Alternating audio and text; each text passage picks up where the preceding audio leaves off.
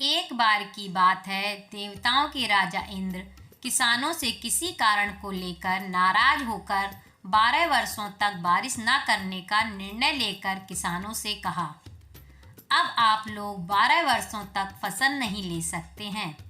सारे कृषकों ने चिंतातुर होकर एक साथ इंद्रदेव से वर्षा करवाने की प्रार्थना की।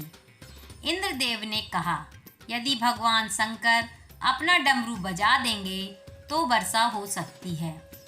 इंद्र ने किसानों को ये उपाय तो बताया, लेकिन साथ में गुप्त वार्ता कर भगवान शिव से ये आग्रह कर दिया कि आप किसानों से सहमत ना होना। प्रभु भी बड़े कौतुकी हैं। जब किसान भगवान शंकर के पास पहुँचे तो भगवान ने उन्हें कहा, डमरू तो 12 वर्ष बाद ही बजेगा। किसानों ने निराश होकर 12 वर्षों तक खेती न करने का निर्णय लिया।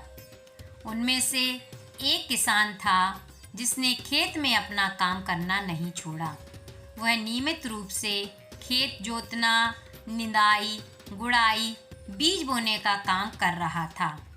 ये मांजरा देखकर गांव के किसान उसका मजाक उड़ाने लगे।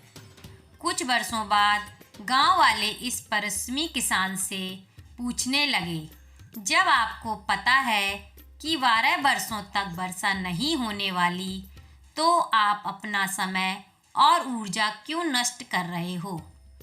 उस किसान ने उत्तर दिया, मैं भी जानता हूँ कि 12 वर्ष फसल नहीं आने वाली, लेकिन मैं ये काम अपने अभ्यास के लिए कर रहा हूँ, क्योंकि 12 साल कुछ न करके मैं खेती किसानी का काम भूल जाऊंगा। मेरे शरीर की श्रम करने की आदत छूट जाएगी। इसलिए ये काम मैं नियमित कर रहा हूँ, ताकि जब 12 साल बाद वर्षा होगी तब मुझे अपना काम करने के लिए कोई कठिनाई ना हो।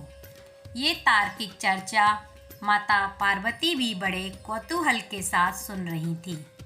किसान के स्वभाव से प्रभावित होकर माता पार्वती भगवान शिव से किसान की सहायता के उद्देश्य से सहज विनोद भाव में बोली, प्रभु, आप भी अगर 12 वर्षों के बाद डमरू बजाना भूल गए तो?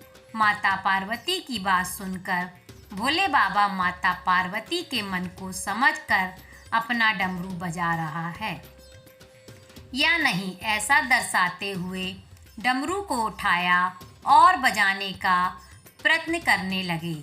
जैसे ही डमरू बजा, बारिश शुरू हो गई। जो किसान अपने खेत में नियमित रूप से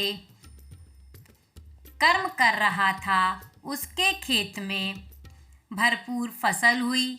बाकी के किसान पश्चाताप के अलावा कुछ ना कर सके। चैनल को लाइक, शेयर एंड सब्सक्राइब करें।